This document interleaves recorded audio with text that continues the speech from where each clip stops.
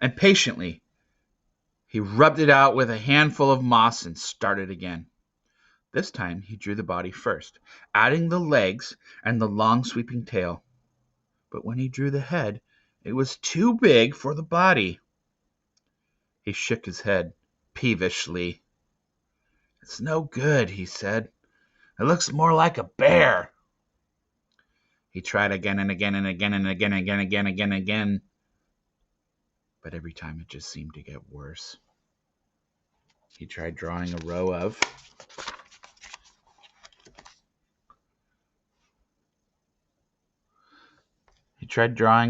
heads, then a row of bodies. They didn't match. He shook his head in frustration and threw the chalk against the wall, where it broke into 147,000 pieces. "I'll never learn," he said. He sat on the cold floor, brooding for a while. Then he picked up another piece of chalk and tried again. All day long, he drew horses, small horses, running horses, big horses, all kinds of horses. He forgot to eat the ground plums that Kala had given him. He forgot to make the drink of birch tea. The harder he tried, the more trouble he had. He dropped his chalk and lay down on the bearskin rug, tired, angry, and discouraged.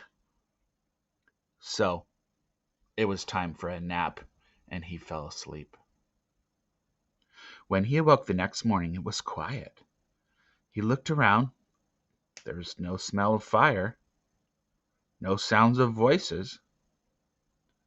Then he remembered he was alone, and he was hungry.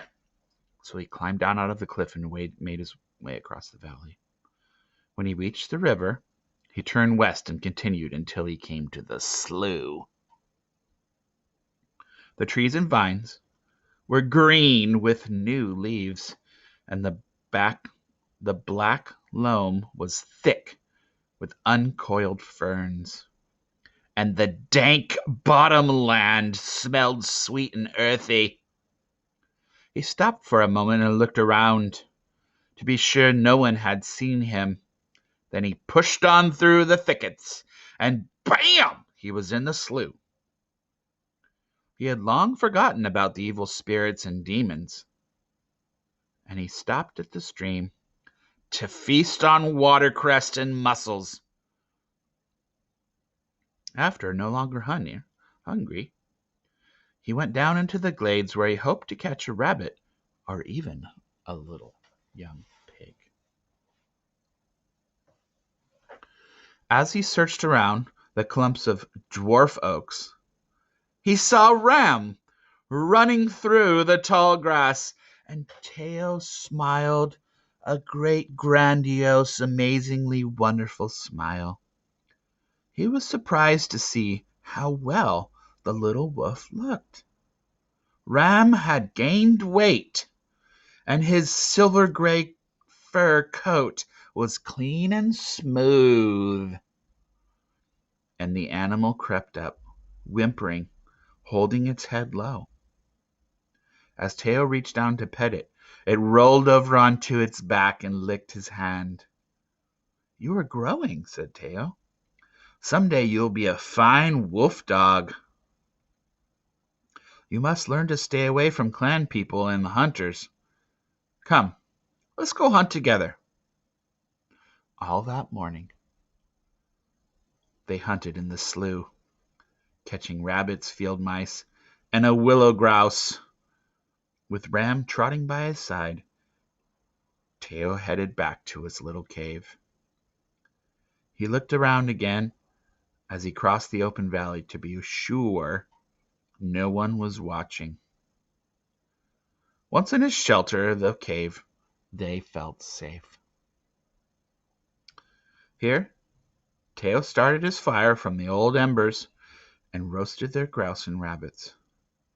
The sun had not yet set behind the hills, and the golden shafts of light streamed in through the cave entrance.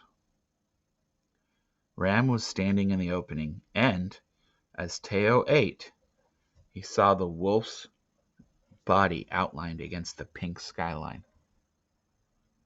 Quickly, he pushed aside his food and picked up a piece of chalk and began sketching hurriedly, trying to catch the animal's form and shape.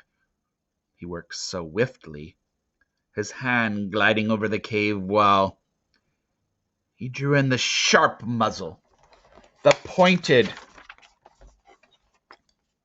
ears, erect and alert. His hand flew in curves and swoops, catching the lithe beauty of the silver-gray body. He stepped back and looked at the picture. Then he picked up a stick of charcoal and added the slitted eyes and the coal-black nose. This time he was pleased. He didn't rub out his drawing. He knew now, if he had something to go by, something to guide his eyes, he could make an image true without making mistakes.